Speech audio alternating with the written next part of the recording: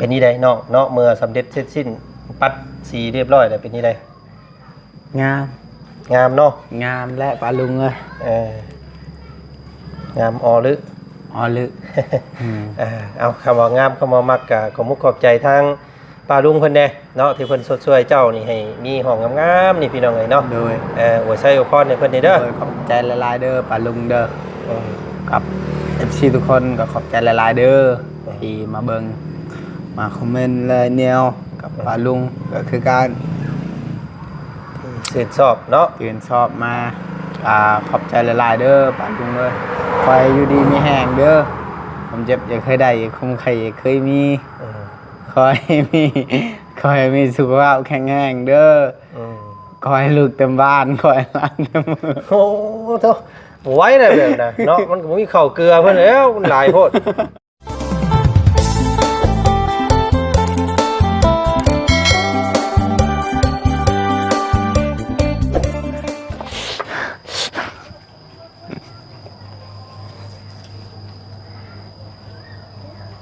เนาะหลังจากผ่านพ้นการซื้อที่ซื้อทางให้น้องไม้น้องทายเรียบร้อยพี่น้องเลยทางบ่าวจันทร์ก็วนขึ้นมาหาทางน้องทรายอีกก่อนเนาะได้ข่าวจากทางสร้างว่ากระเบื้องบ่อพ่อว่าฉันพี่น้องเลยยังหน่อยยังหลายสำใดมาเบิ่งมาส้มน้ำกันเนาะพี่น้องโตมื้อนี้แดดเด้อพี่น้องเด้อแดดฮ้อนแดดจ้าแดดแห้งแดดเจ็บมื้อนี้พี่น้องเอ้ยหลังจากตากฝนเมื่อวานนี่มันมาแข่งแดดมื้อนี้พี่น้องเอ้ยเนาะกับดินหญ้าพักหญ้าหาหุ่นก็คือสิห้องดีอกดีใจแล้วมื้อนี้พี่น้องเอ้ยเห็นแสงแดดเนาะสิได้สังเคราะห์แสงว่าซั่นซะโธ่กุกกล้วยกุกอ้อยพี่น้องเอ้ยกำลังงามเนาะพร้อมกับน้องทรายสอนรามเพิ่นพี่น้องเอ้ยกำลังม่วนเส้นก๋วยเตี๋ยวโยพี่น้องเลยเนาะกำลังม่วนเส้นเฟอใหญ่กำลังสิต้มว่าสันพี่น้องเลยทั้งนี้โธ่เนาะเก็บไว้ก่อนน้องหลายมันตากแดดยันสายมันกรอบเนาะปัดเจ้าสีใส่เวียกใส่งานสักก่อนจังเอามากรอบเลยมันกรอบเลยกินบ่แซ่บกรอบเลยกินบ่แซ่บได้ม่วนไว้ก่อนสายนี่เอามาแต่สายน้องล่ะมาแต่เฮือนเอื้อยมาแต่เฮือนอันว่าน้องอ่อนบ่โดยโอ้สายเบาอันนั้นซื้อให้ตะกี้เพื่อได้หนีพี่น้องเลยเนาะตั้งแต่สมัยจกน้องอันนั้นเล่าผู้พี่น้องเลยเนาะน้ำสร้างเอาไว้วันพรมจึกจักเนาะป้าโธ่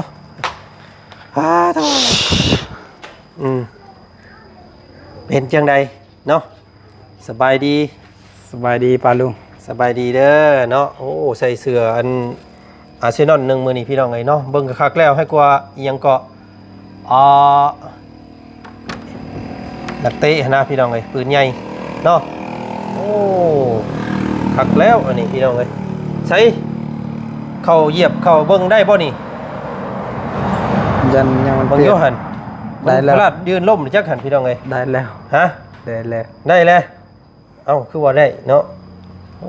บ่กล้าหัดเข้าบาดนี่เห็นมันเกี้ยงงามบ่กล้าหัดเข้าเฮือนพี่น้องเอ้ยตายคักใส่โตคักกะลีซั่นอันนี้พี่น้องเอ้ยเนาะเบิ่งกันเด้อว้ายมันแห้งแล้วไปเนาะนี่โทษแล้วแหละพี่น้องเอ้ยโธ่ใช้บ่เพิ่นยังบ่พงบ่พอน่ะเนาะยังอีกจักอันอันนี้เนาะเบิ่งมันแข็งมันยังเรียบร้อยแล้วอันนี้พี่น้องทางสร้างเพิ่นติดตั้งแต่ว่ายังบ่ทันได้ใส่แต่ยาแนวเนาะโอ้ยังบ่พอบ่ซั่นนี่พี่น้องว่าจันประเมินว่านี่คือว่าส่งสิเดือเนาะยัง2แก๊สผู้ว่าซั่นพี่น้องเอ้ยโอ้เฮ็ดจังได๋บาดนี้เนาะต้มกินมันหายังอันมาใส่บาทนี้มันจังซีอันนี้เนาะอยู่ไก่ชอบบาทนี้อยู่เมืองพีนผู้ซื้อมาก็ได้อยู่แถวนี้มันบริมีได้หาออน ผาหมอแตกอีหยังมาเปิ้ใช่เอาก่อนเนาะมันยังน้อยเดียวนึง โอ้ยพี่น้องยังบ่แล้วครับคิดว่าทางสร้างเพิ่นปิดจ็อบไปได้นี่พี่น้องเอ้ยเนาะบ่มีจังไดบาดสิบ่ได้มันขึ้นไปรอบหน้าเพิ่นบ่จักจังสิได้มานี่พี่น้องเอ้ยเนาะมันก็บ่ได้นอนจักเทื่อแล้วอันนี้เนาะไปสิพี่น้องเอ้ยเพิ่นโอ้ยยันพลาดล่มได้ข่อยเนาะก่อนเด้อถ่าอยู่นอกถ่าเด้อเย็นจ้อยๆบาดนี้พี่น้องเอ้ยนอนโอ้ยเนาะคักน้องเพิ่นกินข้าวกินน้ำยันแต่ขี้เข็บไม่งอดได้ไตขึ้นมันอยู่ตรุมตารางได้พี่น้องเอ้ยเนาะพยายามเก็บไม้ตอกให้มันเป็นที่เป็นทางนะน้องเด้อไปมาพี่บาดนี้มาเบิ่งวางแผนกันสิมั่งอันนี้เพิ่นก่อนเพิ่นว่าคือเห็นช่างเพิ่นบอกว่ากะเลเนาะแต่เม็ดนึงเม็ดละแสนบอกเพิ่นคิดไรแม่เม็ดละแสนเพื่อนเรามันสิจริงจักเม็ดบาทนี่เนาะเราไล่มาแล้วรวมยอดรวมเลย50กะเลของเบิดนี่10กะเลกะเลละแสน5 ล้านพอดี5 ล้านเกือบ 10,000 บาทเนาะ 8,000 บาทค่ามงสังกะสีแล้วก็พร้อมกับอันลบแต่งให้มันงามมาแล้วเนาะเปลี่ยนไม้เปลี่ยนตอกอยู่น้ำหันเบิดโอ้ 8,000 บาทมันจะเป็นไตพ่ออยู่ว่างบน้ำเจ้าสบาทนี่พี่น้องค่อยก็20,000ถ้าออก 8,000ก็เลย12,000ต้องเบิ่งอุปกรณ์บาทนี่เนาะตีใช้13,000ซะน้ำข่อย1,000เหลือ13,000ซื้อสังกะสีซื้อไม้48มงใดมันหลอกมันหยังเนาะเพิ่นสิลงมือได้สบาทนี่จะว่าพร้อมมาได้ก็บอกพร้อมมาได้ก็บอกมื้ออื่นนั่นแล้วเนาะพวกมันแดดมันได้นี่เพราะมันฝนตกมาแล้วนั่งให้นอนเปียกคือเก่าได้หั่นนอกซอนแล้วว่ามันเรายังเฝ้าไปทูโลดเราอยากมีบทนอนรอ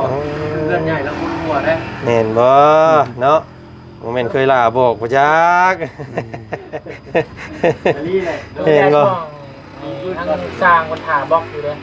บล็อกบ่มีก็เงินน้อยๆก็สร้างแต่สิได้ชะลอสิได้มาพี่ก่อนก็สิมานี่ก่อนมาฮุบเนาะสร้าง6สร้างบืนขึ้นรถมันจังไวบ่ยากนะมื้อนึง2 มื้อถือว่าปิดจ็อบนะนี่พี่น้องเอ้ยเนาะมื้ออื่นเอาสียังเอาสีคือเก่าหั่นแหละดังสีเนาะสีแดงสีแดงเข้มคือเก่าสีแดงเป็นยังน้องจอนสีแดงแท่งยังจักสิแท่งยังแล้วไม่แนวแท่งแล้วไม่แนวแท่งโอ้ยพี่น้องเอ้ยเอ้าอันนี้ลาบซีนเนาะใจละลายกินแล้วบ่เข้ามื้อนี้เคยลาเพิ่นพากินยังกินยังบ่ลืมกินยังจะกินปิ้งไก่ดิปิ้งไก่เรียบร้อยแล้วบ่กินเรียบร้อยแล้วกินแต่เที่ยงเช้าตอนเที่ยงใช่เนาะเอามาแม่นี่แซ่บได้นี่ลาบก้อยช่อยแซ่นี่พี่น้องไอ้เข้ายังอยู่บ่ยังอยู่มาแม่เพิ่นกินน้ำกันนี่ขึ้นเบิ่งทั้งเฮือนก่อนเบิ่งก่อนเนาะมันเป็นนี่ได้จากอันเพิ่นมันแดดมันนายไปแล้วเนาะมาเบิ่งก่อนก็สิได้ปรับแต่งพนุงพนักให้เรานี่นำพี่น้องเอ้ยเนาะข้าวก็ยังเหลือน้อยนึงเดี๋ยวน้อยนึงกินบ่พอดีแล้วลงไปเนาะลงกัน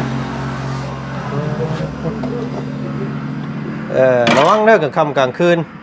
เนาะตื่นมาแล้วง่วงขี้หูขี้ตาคิดว่าเฮือนตัวเองยังเชื่อมกันคือเก่าโหลดตุ้ยตกตารางตับแล้วนี่พี่น้องไงเนาะนี่อัดไว้เลยตัวนี้สิให้เพิ่นปิดตายเลยเพราะว่าเสียวอยู่ได้กลางคืนมานี่ห่วยมัวขี้หูขี้ตาย่างยูนลงโย่เนาะอุ๊บเปลี่ยนมองนี้แล้วมื้ออื่นพี่น้องไงให้สร้างเพิ่นมาแล้วง่ายมาเปลี่ยนให้เงินซานบ้านซองน้องเพิ่นจังสิได้อุดมสมบูรณ์ขึ้นเนาะโธ่สับพี่น้องไงพาน้องเพิ่นกินข้าวกินน้ำก่อนเนาะเห็นแสงแดดแสงได้มื้อนี้มีแห้งแน่เอาแกะหลังจากซื้อทางให้น้องเพิ่นแล้วก็บนมาพี่บาดที่นี่พี่น้องไงเนาะเข้าสู่โหมด อ่าเบิ่งส้มเฮือนชานของน้องเพิ่นก่อนว่าซั่นซะเนาะใส่แกะจ้วยบอกอีหยังแกะนี่ แกะ พี่มานั่งพี่เจ้าน่ะบ่ต้องเอาข้างใส่เนาะเอาหน้า แกะตะ ใส่ ลอง คักๆรถ ตะลองบอก ตาลอง ตาลอง ตาลอง ตรองนี่คือแกะ แกะ อืม แกะลอง แกะลอง ลอง นะ นะ ค ค รั รั บบ แกะลองเบิ่ง แกะลองแกะลองแกะลอง แซ่บบ่ โอ้เนาะลาบซีนเจ้าหอยซื้อเบิด200,000ผู้ใดนี่เกือบ500 บาทผู้ใดนี่ซื้อมาให้แล้วบ่ได้แม่นดินๆเด้นี่พี่น้องเอ้ยเนาะเอาเคยล่ะก็กินข้าวกินน้ำแน่มาไว้ เดี๋ยวเช่าโฮมกันบ่ได้นะ อ๋อ 30 บาทก่อนครับ เอามาพี่น้องเอ้ยอาหารดีมาให้น้องเพิ่นอีกก่อนมื้อนี้เมื่อยอยู่บ่ไปตัดหญ้าตัดตองมื้อนี้ ก็เมื่อยอยู่ เมื่อยอยู่เนาะมันบ่ตายบ่มันเจ้า ตายลาย ไป ตายหลายโอ้พี่น้องเอ้ยชาวเกษตรกรหรือว่าชาวไร่ชาวนาหรือว่าผ้าพลดีลายก็บ่ดีได้พี่น้องเอ้ยเนาะเอาพอดีพองามแต่ช่วงนี้ฝนตกครึ้มลงเรื่อยนี่ก็ถือว่านั่งกอดเข้าอยู่ได้บ่เห็นบ่ทางสร้างเหล็กก็โอ้เครียดเราอะอารมณ์บ่ดีเนาะ มีเรียกเห็ดบ่ มันเราตายแล้วก็เข้าเราก็ตายเนาะเครียดเราอะพี่น้องเอ้ยเอาติ๊บเข่านี่ตั้งแต่ปีใดแล้วนี่น้องจักปีเลยติ๊บเข่าเจ้านี่ 2 ปี 3 ปีแล้ว ได้ซื้อติ๊บเข่ามาให้น้องเพิ่นใหม่ซะเนาะอันนี้ก็ให้น้องเพิ่นซักใส่เอาตบแน่พี่น้องเอ้ยตบมันแน่อาบน้ำอาบในให้เพิ่นแน่มันเสามองพอได้นี่พี่น้องเอ้ยเนาะ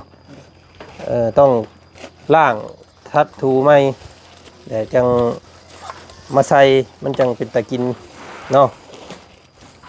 อึดเข่าปลาไปหลังรถได้พี่น้องไงเนาะมันก็เลยมันห่อนจังบ่ได้อุ่นบ่ นั้นเอาครีมมันกินไก่สิโพดมันอยู่หัวน้องซ้อนเพิ่นก็แซ่บขึ้นมา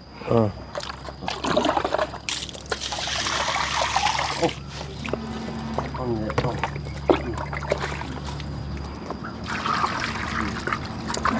ไก่บ้าน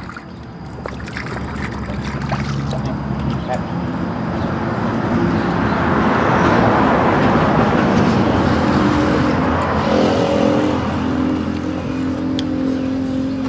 เด้อเข้า บ่ให้กินบ่ให้กิน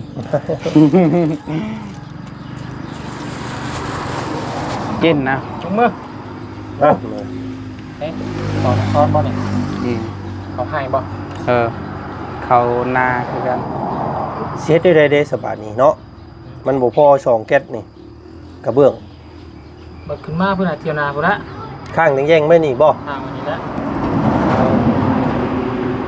ต้มไปแบบนั้นแหละ ยุดทางหลังเอิ้นเขาเอาเอิ้นป้าเอิ้นนุ๊กแน่ กินข้าวเด้อปลาลุง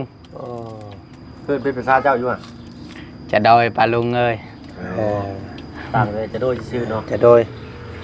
เยี่ยม ผมเห็นได้จะโดยเงียบๆนะน้องสอน เงียบๆนี่คือแป้วยังน้องสอน ๆบ่จักเราอะจักประชายังเอากินเพียงเลยชิดทั้งนั้นน่ะก็วนเวียนมาทางนี้บาดนี้ก็ฟังเบิ่งมื้ออื่นปะไว้ข้างหลังโดดแดดเผาหมาดบ่ชินเด้อ มันตกต้องผลเลยเนาะเบิ่งเนาะ มื้อนี้ 60%มื้ออื่นนี่50%ของเพิ่นโอเคค่อยจางไป ค่อ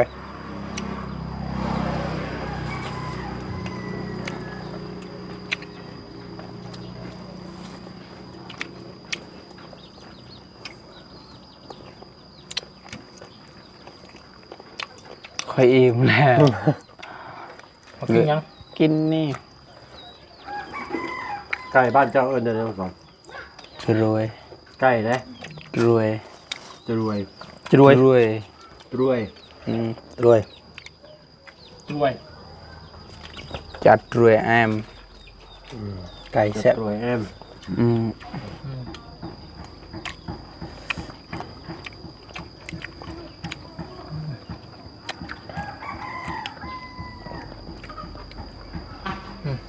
มื้ออื่นเนาะช่วง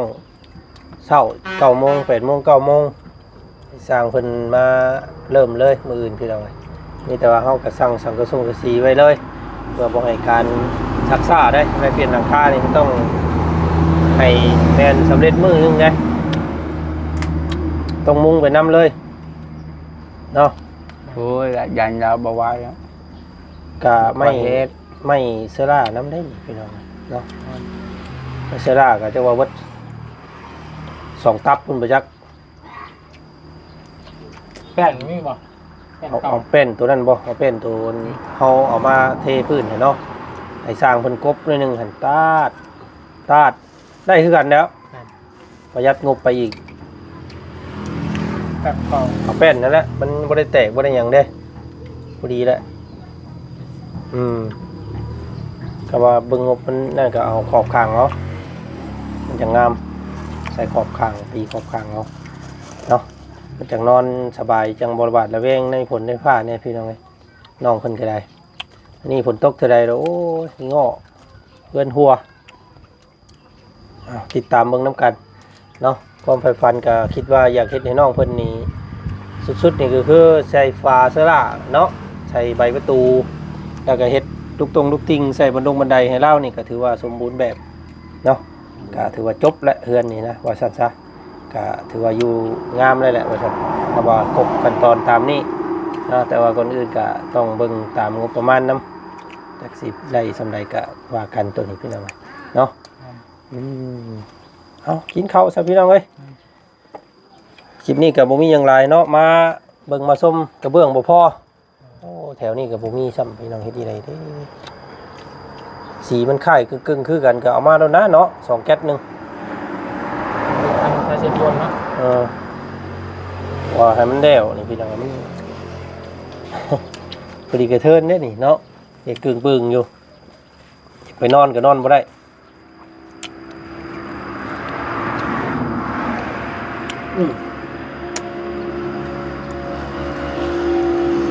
ว่าเราไม่มีใช่หรอแล้วฝากไปเลยซ้ำมั้ง โอ้ยได้บ่โทรเบิ่งติโทรให้เราฝากรถเซฟโอนขึ้นมาเนาะถามเบิ่งซะ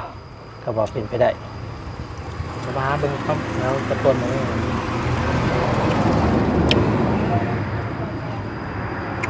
ห้องใหญ่ที่นี่เนาะว่า มีหันของเฮาซื้อสีซื้อหยังครับนี่คือกัน หาป่ะอยากป่ะ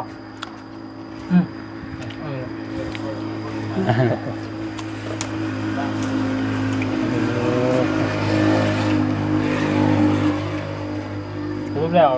ที่เลี้ยงมันชอบมากินทำติตัดมือก็ได้ถึง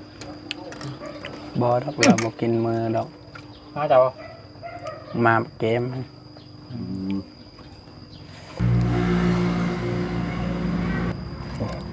เป็นนี่ได้เนาะเมื่อสำเร็จเสร็จสิ้นปัดสีเรียบร้อยแล้วเป็นนี่ได้ งาม งามเนาะ งามและปลาลุงเอ้ย งามออลึ อ๋อลึก เอาคำว่างามคำว่ามักกะขอมุกขอบใจทางป้าลุงเพิ่นแน่เนาะที่เพิ่นสดช่วยเจ้านี่ให้มีห้องงามๆนี่พี่น้องเอ้ยเนาะ โดย อวยไส้อวยพรให้เพิ่นนี่เด้อ โดยขอบใจละลายๆเด้อปลาลุงเด้อกับ FC ทุกคนก็ขอบใจละลายๆเด้อที่มาเบิ่งมาคอมเมนต์และแนวกับปลาลุงก็คือการ สืบสอบเนาะ ตื่นชอบมาขอบใจละลายๆเด้อปลาลุงเอ้ยคอยอยู่ดีมีแห้งเด้อผมเจ็บอย่าเคยได้อย่าคมไข่อย่าเคยมีคอยมีสุขภาพแข็งแรงเด้อคอยลูกเต็มบ้านคอยล้างเต็มมือ โอ้โธ่บ่ไหว้ได้แบบนะเนาะมันก็บ่มีข้าวเกลือเพิ่นแล้วมันหลายโพด ให้ลูกเต็มบ้านหลานเต็มเมือง จะชีว่าได้แล้ว เนาะบ่หาคำขอบมุกขอบใจเปรียบบ่มีเนาะดีความดีใจนี่เนาะ โดย จักสิหาคำใดมาอวยพรให้เพิ่น โดย มันจังสิเหมาะสมกับการช่วยเหลือของเพิ่นเข้ามานี่ โดย อยากตอบแทนเพิ่นก็คือเว้าแล้วน้องเอ้ยเราเป็นคนฮู้ผู้ดีเป็นคนบ่ลืมบุญคุณแล้วก็เป็นคนลูกคนมันเป็นซี่ตลอดไปเด้อ โดย หักแพงเบิ่งแยงพอพี่น้องเอ้ยเนาะรอวันที่อ้ายออกมาบ่ได้เอาเบอร์พนักงานเพิ่นไว้ซ่ามื้อนั้นพี่น้องเอ้ยพอได้โทรหาเราเนาะ โดย พอได้ล้มกัน บ่ได้ แนมกินฮอดโอ้บ่ได้เอาซ้ำพี่น้ เอา อง ก็ได้นะ ให้เพิ่น ฮอดเดือนน่ะมันออก ฮอดมือออกก็จังออกเนาะ อืม อืมไปสันพักพรบาดนี้น้องเอ้ยน้องมืออื่นเด้อบ่เข้าไปใส่เด้อพากันมั่งเฮือนเจ้าได้มืออื่นนี่มั่งหลังคาเด้อ จักโมงไป